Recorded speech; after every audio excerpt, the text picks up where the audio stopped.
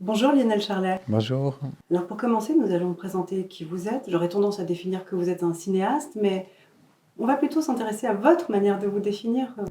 Vous diriez cinéaste, passionné, artiste? Ouf, cinéaste, plutôt artiste. Parce que j'ai commencé par le dessin quand j'étais gamin, j'étais pas très scolaire, j'ai fait beaucoup de dessins. Et puis la photo, mon grand-père m'a offert une caméra Super 8 quand j'avais 10-11 ans. J'ai commencé par filmer des jouets. À l'époque, c'était le Super 8. Puis j'ai croché tout de suite au film. Donc j'ai eu une éducation artistique parascolaire. Puis après, j'ai fait un lycée de dessin. Et j'ai fait beaucoup de dessins. Après, j'ai commencé, sans faire d'école d'art, j'ai commencé à faire des stages, de la photo. Et puis j'ai fini par faire réalisateur indépendant, plus caméraman, en faisant tout. Le montage aussi pour la chance que j'ai eue d'ouverture pour ensuite exercer tout ce style avec l'émission Zigzag Café Jean-Philippe Rabe dans les années 90.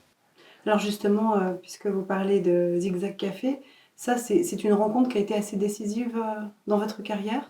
Ah oui, vraiment, parce que c'est là que j'ai pu développer ce style du travail de film sans commentaire ajouté, textuel, sans explication rationnelle, où on est dans la narration par l'image et le son. Et comme il me donnait carte blanche pour le faire, c'est là justement qu'en l'occurrence une fois on s'est rencontrés sur un sujet d'aviation. Pour ce qui est de l'origine de l'aviation, c'est aussi là, pour ce qui est du domaine des films d'aviation. Ouais. D'accord. Alors justement, l'aviation, on va beaucoup en parler durant cette interview. Est-ce que vous pouvez nous raconter comment ça a commencé? Parce que c'est déjà antérieur à cette rencontre. Ah, ça c'est sûr, parce que gamin j'étais mordu. C'est-à-dire, on allait beaucoup skier avec mon père parce qu'il était membre du club alpin et j'ai adoré, mais ça a été plus fort que moi. Les combats aériens, des Mirages, des Tigres. À l'époque, il y avait beaucoup d'avions en Suisse dans les années 80. J'étais mouflet, je faisais du ski, mais moi, je ne skiais plus. Hein. Je restais accroché, il fallait que je voie les combats aériens, donc je prenais des jumelles. Pour finir, je partais seul à la montagne. Je laissais la famille faire ses promenades au bord des rivières et j'allais voir les combats aériens. J'étais attiré par cette verticale impressionnante de l'aviation. Et puis après, à l'époque, on m'aurait dit que je ferais des films, j'aurais jamais cru. Hein, vous voyez, c'était un rêve, quoi. Ouais, une passion. Ouais. Et puis il y a eu aussi l'école de recrue qui tout naturellement s'est fait aussi dans ce domaine. Voilà, parce que j'avais demandé à pouvoir faire dans les troupes d'aviation. Ouais, ouais. Vous pouvez me parler un peu de cette Ah expérience? bah ça, c'était une période... c'était la seule période de ma vie où j'ai été sage, parce qu'on a des ordres, donc on doit se tenir à carreau. Non, c'était assez bien. C'était passionnant parce que j'étais sur le Mirage photo, alors ça restait proche du domaine de la photo. Et puis je m'occupais du berceau photo du Mirage 3 RS. Ouais. C'est des bons souvenirs. Alors, donc petite parenthèse, on trouve vos films, puisque vous faites des films justement sur l'aviation, on les trouve sur la boutique RTS, notamment Flying. Alors pour ceux qui ne Mm. connaissent pas, voici comment il est décrit. Comme dans ses précédents films d'atmosphère, à la manière d'un photographe, Lionel Charlet traite le sujet de l'aviation sans commentaire, installé à l'intérieur du cockpit. Le spectateur, immergé dans ces vols extrêmes, vit une expérience hors du commun. Quel retour vous en recevez en général? Ah ben, le public aime bien, je crois. Enfin, moi, j'aime pas dire ça comme ça. Le public, j'aime pas, il faut pas se jeter des fleurs. En tout cas, je crois que les gens aiment bien le fait qu'il n'y ait pas de commentaires. Ils aiment bien avoir des films d'aviation où il y a l'ambiance sonore, le bruit des moteurs. Voilà, parce qu'il y a déjà beaucoup de documentaires d'aviation qui ont été faits. Et ça, c'est un style justement qui leur permet peut-être plus d'avoir des impressions ou des sensations de séquences de vol. Bien sûr, c'est très difficile de mettre à plat un univers en 3 dimensions tel que l'aviation. Donc c'était pour moi un défi d'ailleurs tout le temps, tout le temps. Est-ce que j'arrive bien là à rendre compte du déplacement phénoménal dans l'espace finalement d'un avion de 20 tonnes? C'est comme si vous volez à côté parfois d'un camion de 30 tonnes à 900 à l'heure et qui va tourner sur 500 mètres. Bon, j'entends. On est déjà dans un sujet surréaliste. Alors comment réussir à exprimer ça par l'image? C'était assez déviant, ça c'est sûr. Hein, ouais. Alors, vous le faites bien, du coup, on a presque l'impression que c'est facile quand on regarde vos films. Évidemment, ça ne l'est pas. Quel est le défi majeur? Pour la reprise de vue aérienne. Ouais. Bah, le premier vol, ça s'est passé en 1997, sauf erreur. Et puis j'étais malheureux ce jour-là parce que je me suis dit, ça y est, c'est le dernier vol de ma vie. Oh, Bah, c'est tellement beau qu'on n'arrive pas à le croire. Sur le plan des émotions, en vol. Bah, bien sûr, le premier vol, on n'emmène pas large parce que c'est la première fois qu'on découvre les jets et tout ça. Et puis après, donc, il faut vraiment... comme moi, je faisais du dessin, j'aimais bien imaginer des séquences de vol en 3 dimensions que je mettais par écrit ou par dessin pour les pilotes, pour pouvoir discuter avec eux, parce qu'eux, ils voient ce qui est faisable ou pas faisable. Au final, c'est toujours eux qui décident de ce qui est faisable ou pas en vol. Et puis, c'était un bon exercice. Et puis ensuite, tout le défi, c'est d'être à la hauteur pour chaque vol, quoi. Il faut vraiment bien être concentré sur son matériel, vraiment, vraiment très, très concentré. Et puis, il ne faut pas craindre léger. Si on a la chance de ne pas avoir le mal de l'air, pardon, tant mieux, tant mieux. Et puis, à ce moment-là, ça se passe bien. Mais... Alors, est-ce que vous pouvez partager avec nous un peu plus de la sensation? Comment ça se passe? Déjà, peut-être la préparation, oui, plus précisément. Et quand vous êtes en vol, oui. à quoi vous devez être attentif principalement? Qu'est-ce que vous ressentez dans ces moments-là? Vous parlez d'émotions sans les décrire. Bon, alors si on filme, il faut déjà savoir que là, on prend du temps à des gens qui sont très gentils, quel accueil chez les aviateurs, quelle modestie, quelle maîtrise d'eux-mêmes. C'est des exemples humains en plus d'un domaine, je dirais. Donc déjà, c'est aussi une rencontre humaine. Il y a aussi des mécaniciens, il y a toute une ambiance. On n'arrive pas là en disant « moi je veux ci, je veux ça ». Il faut apprendre. Et puis, on voit vite ce qui est possible de faire ou pas. Et puis, au fond, peut-être que l'essentiel, c'est ça, c'est dans une très bonne communication déjà avec les équipages pour préparer des vols qui soient pas audacieux. Souvent, j'ai des journalistes avec qui je ne peux pas m'entendre parce qu'ils s'imaginent toujours que les pilotes, c'est des gens qui jouent en l'air. Il y a toute cette fausseté de penser que les aviateurs s'amusent en vol. Alors d'autant plus, quand on fait un film, ils s'imaginent encore plus que c'est joué. Pas du tout. Chaque vol est dangereux. Un vol de tournage peut être encore plus dangereux parce que c'est des vols qui sont des fois un peu différents. Et puis donc, il faut beaucoup bien préciser en briefing tout ce qu'on va faire en vol. Et les pilotes, moi j'arrive avec mes dessins et eux, ils transcrivent en langage de briefing. Ce qui fait qu'une fois qu'on est en l'air, on sait déjà tout ce qu'on va faire pendant le vol. Oui. Qu'est-ce qui différencie ces vols de tournage? Pourquoi est-ce qu'ils seraient peut-être encore plus dangereux qu'un autre vol? Parce que ce n'est pas des vols comme ils font d'habitude. Il faut des fois voler en formation très serrée. Il y a des pilotes qui aiment plus ou moins. Et puis, c'est des vols qu'on prépare quand même dans la semaine même.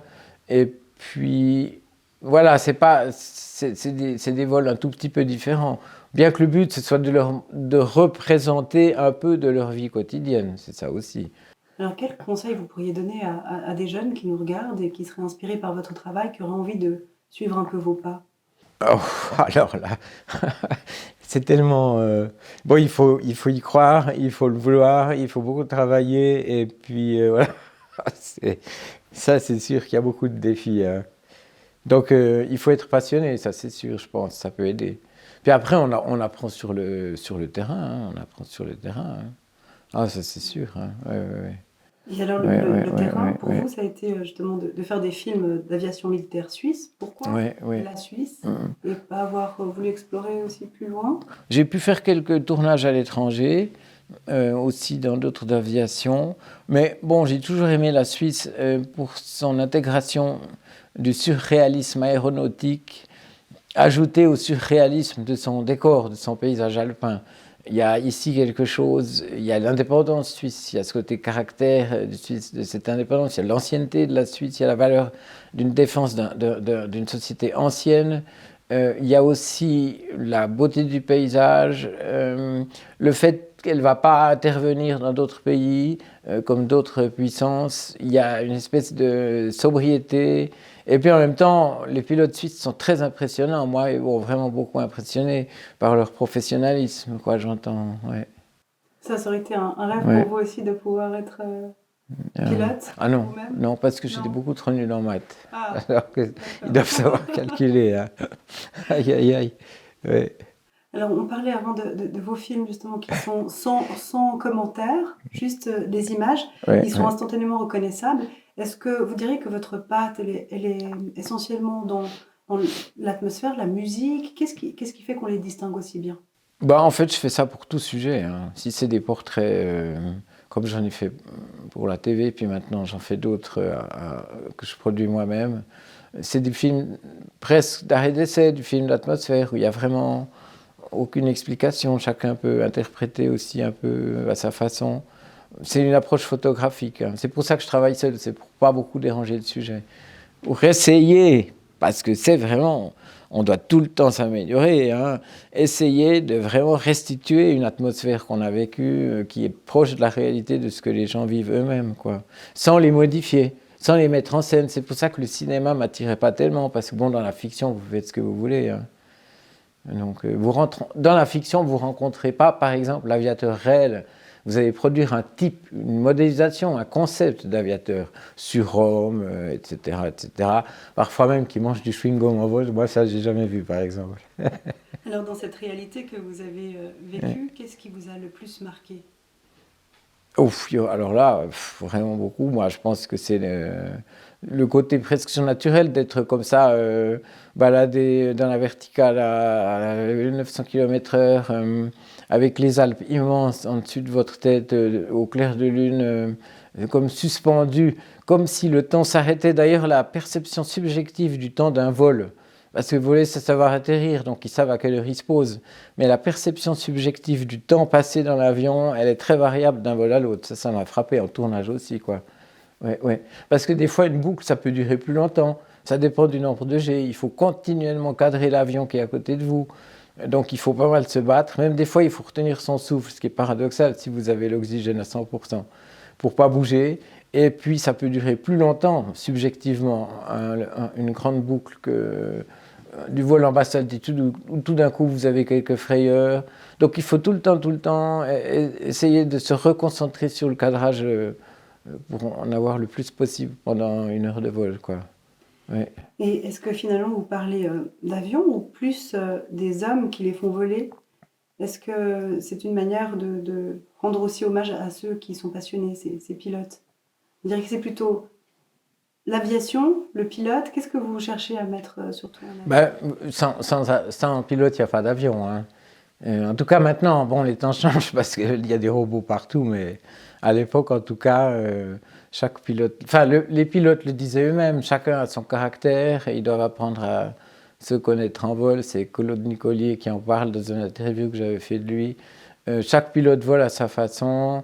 Il n'y a pas que la machine, justement, hein. Dans notre époque de technolatrie, tout électronique, là, ce qui m'a frappé, justement, c'est la présence humaine. Mais le sujet du film, c'est d'abord, bon, c'était le portrait des forces aériennes suisses, un portrait d'immersion, d'atmosphère.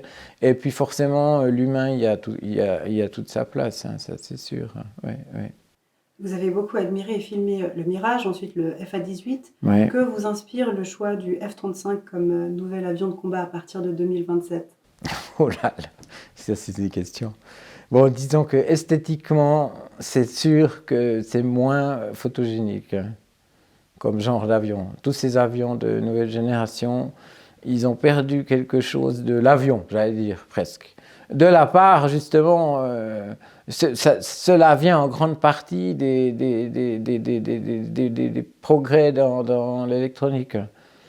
Mais moi, j'aimais mieux les avions un peu plus taillés, enfin, je sais pas, vous voyez. Donc, bon, là, pour le moment, j'ai pas d'idée là-dessus encore. D'un point de vue plus politique, on va dire, est-ce que vous êtes intéressé à tout ça, aux votations du 27 septembre 2020 sur l'acquisition de ces avions, ou c'est pas forcément l'aspect qui vous intéresse? Moi, bah, je suis, bien sûr, je suis, quoi. Oui, oui.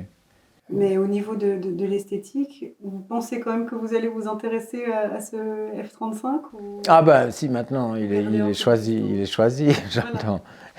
Ça va pas vous empêcher de songer à faire un film? Non, il y a des choses dans la société en général qui me font plus peur qu'il y a 20 ans. Justement, le transhumanisme, la robotisation de l'homme, la relativisation de l'homme ou l'homme augmenté. Donc l'idée que l'aviateur puisse devenir lui-même un vecteur de promotion, comme on le voit déjà dans la publicité, où très souvent on représente l'aviateur comme un surhomme et tout ça. Là, je me sens plus proche, alors je dirais, du pilote qui volait encore à la carte dans les Alpes en basse altitude, à vue. Mais voilà, bon, ça, j'entends, chaque époque amène des choses j'allais dire presque surnaturel, en tout cas surréaliste. Ouais, ouais, je travaille plus, si vous voulez, un petit peu comme les dessinateurs ou les peintres futuristes qui regardaient la chose pour elle-même, dans une continuité ou un côté presque intemporel. Ils essayaient de donner une dimension expressionniste à soi pour le en soi, à soi pour qu'on puisse le voir une fois comme ça. Oui. Parce qu'il y a beaucoup de gens qui ont des images tout à fait préconçues de ce que peut vivre un aviateur par jour. Mais c'est complètement fou, les paysages qu'ils voient, le champ visuel qu'ils ont chaque jour. C'est ça que je devais surtout montrer, vous voyez. Et c'est certainement une question que la plupart des gens ne se posent même pas, finalement. C'est vrai que vous amenez un questionnement tout à fait intéressant. Ah ben merci, ouais. Non, et alors, si je pense aux médias, si je pense aux artistes, vous évoluez dans un milieu qui n'est pas toujours très favorable à l'armée et donc, par extension à l'aviation militaire. Quelle est votre position par rapport à vos pairs?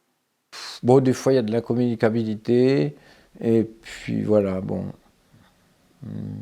C'est difficile d'expliquer la notion de défense, surtout en période de mondialisation où les gens attendent du One World, une espèce de Pax, une nouvelle Pax Romana, où le principe même de défense perd de son intérêt ou semble trop contredit par d'autres choses qui se passent simultanément à l'échelle globale.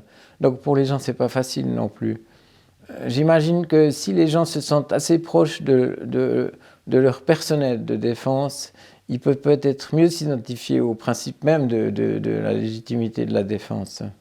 Et finalement, maintenant, pour vous, quels sont les projets? Ben là, en fait, je suis revenu depuis 2 ans à la photo, ce qui n'était pas du tout prévu. Donc maintenant, je dois faire photo plus film. Donc du coup, là, maintenant, je vais commencer un film, un nouveau film, là, et puis je continue la photo tous les jours, un peu de photo. Et le nouveau film, vous pouvez nous en dire plus? Ah ben ça, c'est un film spécial. C'est un film que je fais avec des marginaux ou des personnes qui sont un peu limites psychiquement, qui sont légèrement décalées et qui paradoxalement donnent des propos sages parce qu'elles ont été obligées de sortir de cette société pour avoir un peu plus de recul, vous voyez. Donc c'est de nouveau. Alors de nouveau, il n'y a pas de commentaires comme dans chaque film, mais je ne mets jamais de commentaires. Si on fait un film sur vous, on n'entend que vous, voilà. Et avec les aviateurs, on avait fait pareil, puisqu'on avait interviewé Fernand Carré, Claude Nicole, il n'y avait pas un journaliste pour ensuite expliquer ce qu'ils avaient dit, vulgariser ou réorienter. C'est ça aussi, je pense que les gens aimaient bien, c'était le fait qu'ils étaient seuls pendant un moment avec Claude Nicolier ou Fernand Carrel. C'était ça un peu mon défi aussi, parce que voilà, bon, il faut s'effacer pour que le sujet soit mis en avant, voilà. C'est vrai que c'est une belle approche qui a tendance à se perdre parfois. On peut voir maintenant dans les médias des interviews de personnalités qui sont ensuite même fast-checkées. C'est-à-dire qu'on remet même en doute, en cause le propos de la personne. Oui, mais ça, c'est la télé-réalité qui a modélisé tout ça. Parce qu'en fait, c'était un bon décès, la télé-réalité. Pour qu'en fait, ensuite, la télé-réalité norme l'ensemble. Et c'est ça, après, le problème. C'est-à-dire que pour finir, les gens, ils peuvent avoir une image complètement déformée de l'aviation parce qu'ils ont vu un film au cinéma qui est complètement farfelu, et après, ils vont garder l'image de l'aviateur qui lui correspond. Pareil dans la publicité. Hein, si on vous fait voler un avion sur Photoshop pour vous vendre des lames de rasoir, bon, qu'est-ce qu'ils vont garder comme image, les gens de l'aviation? Ben, c'est pareil. La télé-réalité, le but, c'était d'arriver à faire en sorte que les gens ne puissent plus distinguer est-ce que c'est une fiction, est-ce que c'est de l'info ou est-ce que c'est de la pub. Et si vous arrivez à faire que les trois, info, pub et fiction, disent la même chose, alors la perception du réel diminue très vite chez les gens. Enfin, ça, c'est ce que j'ai quand même constaté. Moi-même, j'ai dû lutter contre. Oui. Et alors, qu'est-ce que vous pourriez dire aux personnes qui ne voient pas la nécessité d'avoir des avions de combat en Suisse? Ils ne se rendent pas compte dans quel monde on vit, c'est tout. Ils n'ont pas accès à l'information. Bon, c'est pas très étonnant, mais ouais. Non, ça, je pense que... Ouais. Ils ne se rendent pas compte de la réalité du monde dans lequel on est, c'est tout, je crois. Eh bien, merci beaucoup, Lionel Charles. Non, mais merci à vous. Merci. Et bon tournage. Merci.